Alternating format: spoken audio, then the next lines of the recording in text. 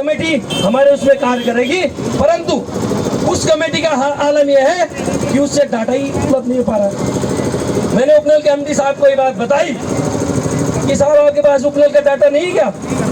बोला क्यों नहीं है? मैंने कहा आप ठेकेदार हो, हम लेबर हैं। ये तो हम लेबर तो है, वो ठेकेदार हमारे जो 2.5% देते हैं इसको। मैंने कहा आपको पता नहीं है कि ठेकेदार को कि 2 नौसिफ में कितने लेबर लगा रखा आपने, या किसी भी वार्ड में कितने लेबर लगा? हम लेबर तो है। जीएसटी किसी अधिकारी कर्मचारी का कटता है वेतन से? किसी मंत्री विधायक का वेतन भत्तों से जीएसटी कटता है? नहीं करता ना। उत्तराखंड प्रदेश में एक ऐसा उपनल कर्मचारी है जो अपने मानदेय से 9% स्टेट को देता है और 9% सेंटर को देता है। 18% जीएसटी हम लोगों के वेतन भत्तों से कटती है।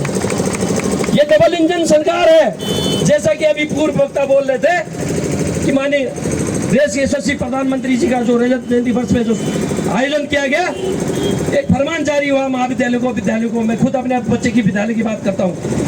भीड़ जुटाने के लिए एक फरमान जारी हुआ है कि ताकि हम माननीय प्रधानमंत्री को दिखा सके कि युवा वर्ग का हम क्या कर रहे हैं।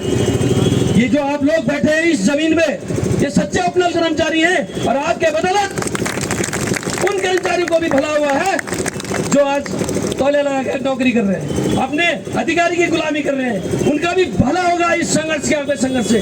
आपके संघर्ष करने से क्या फायदा हुआ मैं बताता हूँ आपको। हमारे महेश भट्ट जी पे साक्षात केस है, मेरे पे खुद केस है, हमारे नरेश आजी पे केस चल रहे हैं, हमारी सारी कोर कमेटी केस चल रही है। मुझे उससे भी फर्क नहीं पड़ता, मैं उससे भी डरने वाला नहीं हूँ। मैं कहा 2 केस आज यहाँ भी लगा था, मैं उसके लिए भी तैयार हूँ, पर हमारी जो जायज मांगे हैं उस पर वार्ता होनी चाहिए, उस पर जो है शासनादेश होना चाहिए। आपके इस संघर्ष की कहानी मैं आपको बता दूं। आपने जब जब संघर्ष किया तब तक कुछ न कुछ आपको मिला है। आपने संघर्ष किया, आप रोड पे आए, ELCL हुई। आपने संघर्ष किया, आपने रोड पे आए, त्रिमासिक भत्ता हुआ कि नहीं हुआ? आपने संघर्ष किया, मातृत्व अवकाश जारी हुआ।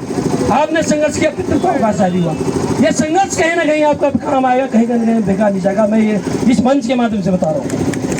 और साथियों, जैसे हमने कहा कि हम आर पार की लड़ाई के मूड में है और लास्ट लड़ाई होने वाली है। पहले की लड़ाई कैसी होती थी? जब हम कुछ मांग करते थे सरकार से तो सरकार का एक ही डायलॉग होता था कि नहीं, हम आपकी मांग नियमितीकरण नहीं कर सकते। क्यों? क्योंकि आप माननीय न्यायालय में लंबित थे आपका मामला। अब तो हट गया ना। माननीय न्यायालय ने भी साबित कर दिया है कि नहीं, आप पक्के होंगे, इनको पक्का कीजिए, इनका जीएसटी काटना बंद कीजिए, इनको नियमितीकरण पर दीजिए, इनको समान वेतन दीजिए। माननीय मुख्यमंत्री जी ने 3 साल सरकार के 3 साल बेमिसाल के मौके पर भी और सार्वजनिक मंचों पर भी माननीय मुख्यमंत्री जी घोषणा कर चुके हैं कि हम जो है नियमावली बनाकर अपना काम जो पक्का करने का, नियमितीकरण का काम कर रहे हैं। परंतु उसके परिप्रेक्ष्य में ये हुआ हाल कि जब माननीय मुख्यमंत्री जी का हमने सम्मान किया, माननीय मुख्यमंत्री आवास में उनके घर में जब सम्मान हुआ, तो माननीय मुख्यमंत्री जी के एक ही वर्ड थे कि आप आर पार की लड़ाई नहीं लड़ेंगे। हमने कहा ठीक है साहब, आप प्रदेश के मुखिया हो, हमें मंजूर है। हमने आपका स्वागत किया, सम्मान किया। आपने कम से कम अपने मुंह से तो बोला कि उपनल कर्मचारी को नियमितीकरण सरकार करेगी, पर करेगी कब? अभी कुछ साथी बोल रहे थे, हमारे मनोज जी बोलते थे उधम सिंह नगर से, जो सीएम साहब की फ्लीट में है, कि मेरे को 3 साल बचे हैं मेरे रिटायरमेंट के। तो ये जुल्म कैसे सहेंगे? और ये आज इस मंच के माध्यम से आपने अपने लिए नहीं, अपने बच्चों के भविष्य को देखते हुए आज एक कफन बांध के यहाँ बैठना है कि जब तक शासनादेश नहीं आएगा तब तक हम यहाँ से उठेंगे नहीं। ये धरने की दशा और दिशा ये हम तय नहीं करेंगे। इस धरने की दशा और दिशा आप लोग तय करेंगे कि हमें क्या करना है, और उस कफन के साथ करना है। दिन रात हो, अगर रात को भी हो तो यहाँ पे डटा रहना पड़ेगा हमें। ये सौगंध खा के जानी पड़ेगी आपको। हमारे यहाँ होता नमक लोटा, ये नमक लोटा करने की जरूरत है। आज इस सरकार को चेतावनी सरकार हल्के में लेती है, धरने को तोड़ने की कोशिश करती है। दुखद घटना में एक बता दूं आपको, हमारे कई डिपार्टमेंटों से लोगों को, कर्मचारियों को हटा दिया जाता है। क्यों?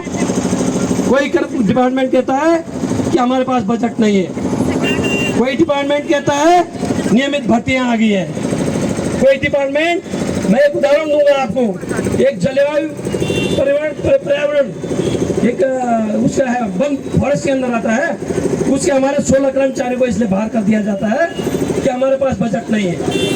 जब उन्होंने मेरे को वो बजट की डिमांड की लिस्ट बताई तो उसमें बजट कितना मांगा गया था प्रमुख सचिव पद को? 25 रुपये। मैं झूठ नहीं बोल रहा इस बात में। मैंने ये बात हमारे प्रवचन राणा जी हैं उनके चैनल के माध्यम से भी बताया कि ये सब अधिकारी ने, ये जो अधिकारी है, जब ये 25 रुपए की डिमांड शासन को कर रहा है तो कैसे नियमितीकरण होगा, कैसे बजट आएगा? मतलब सरकार इतनी, अधिकारी इतने संवेदनशील नहीं है उपनल के प्रति। आज सुबह मेरे को सचिव साहब का फोन आया, व्हाट्सएप कॉल करता हूँ, वैसे कॉल नहीं करते, व्हाट्सएप कॉल आई, मैंने उठा दिया। मतलब मैं हंसा भी रोया भी। सचिव साहब का क्या वक्तव्य था मैं बताऊं आपको। यार गोदियाल, मैंने आज सोशल मीडिया पे देखा कि तुम्हारा धरना प्रदर्शन है। मैंने कहा साहब बहुत बहुत धन्यवाद आपका, आपने देख तो लिया कम से कम। मैंने कहा साहब प्रेस कॉन्फ्रेंस में मैंने स्पेशल ऐलान कर दिया था और मेरी कार्यकारिणी का ऐलान कर दी थी कि अगर 9 नवंबर रजत जयंती वर्ष के दौरान हमारी मांगों पे कोई कार्रवाई नहीं हुई तो हम 10 तारीख से धरना प्रदर्शन चले जाएंगे। मैंने अखबार के माध्यम से उस बात को बताया, मैंने आपके कार्यालय में पत्र रिसीव करके बताया, मैंने मुख्यमंत्री जी के कार्यालय में पत्र रिसीव करके बताया कि हम धरने पे आने वाले हैं, हम रोड पे आने वाले हैं, ये सारी जिम्मेदारी आपकी है। मैंने मंत्री जी के कार्यालय में बताया, माननीय मंत्री जी की मैं बात करूं, मंत्री जी विपक्ष में हुआ करते थे तब तक वो यहाँ धरने पे रहते थे, हमारे रहते थे।